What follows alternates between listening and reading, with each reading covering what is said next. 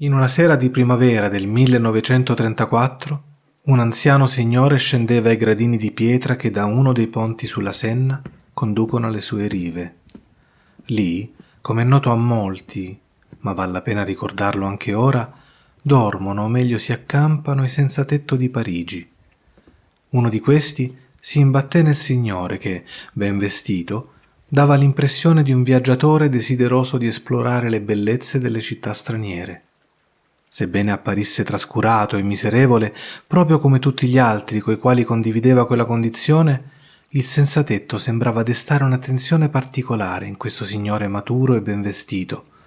Il perché non è dato sapersi. Come già detto, era sera e sotto i ponti, sulle rive del fiume, era più buio che sopra, sulla banchina e sui ponti. Il vagabondo, malconcio, barcollava lievemente.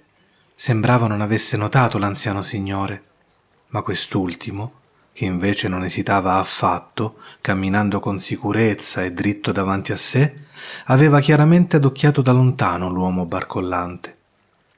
L'anziano signore sbarrò la strada al senzatetto.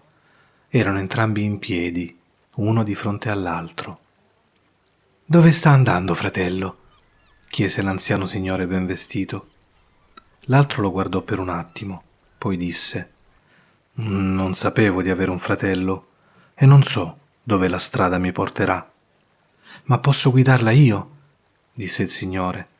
«Ma non si arrabbi con me se le chiedo un favore insolito». «Sono pronto a qualunque servizio», rispose il senzatetto. «Vedo bene che lei ha qualche difetto», riprese l'anziano signore, «ma è Dio che la manda sul mio cammino. Ovviamente ha bisogno di soldi, mi perdoni la franchezza. Io ne ho troppi. Potrebbe dirmi con sincerità di quanto ha bisogno, almeno per il momento?» L'altro rifletté per qualche secondo, poi disse: 20 franchi. «Ma questo non basta affatto», rispose il signore. «Certamente gliene servono 200. Il vagabondo barcollò e sembrò sul punto di cadere, ma rimase in piedi seppur malfermo. Poi disse: «Certo preferisco 200 franchi a 20, ma sono un uomo d'onore, forse mi ha mal giudicato.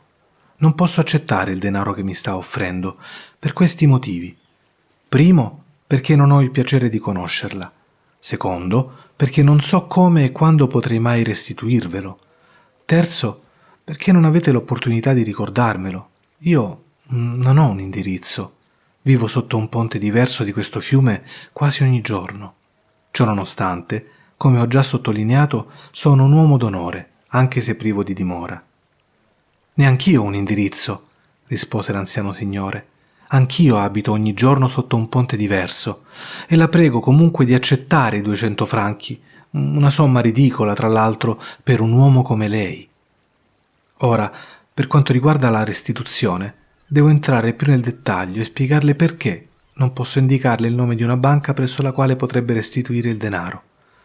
Vede, sono diventato cristiano perché ho letto la storia della piccola Santa Teresa di Lisieux e ora nutro devozione particolare per quella piccola statua della santa che si trova nella cappella di Santa Maria di Batignolles e che potrà individuare facilmente. Pertanto, non appena sarà nuovamente in possesso della misera somma di 200 franchi e la sua coscienza le imporrà di non restare in debito per questo ridicolo importo, la prego di recarsi alla chiesa di Santa Maria di Batignolles e di depositare lì questo denaro, affidandolo alle cure del prete che avrà appena celebrato la messa.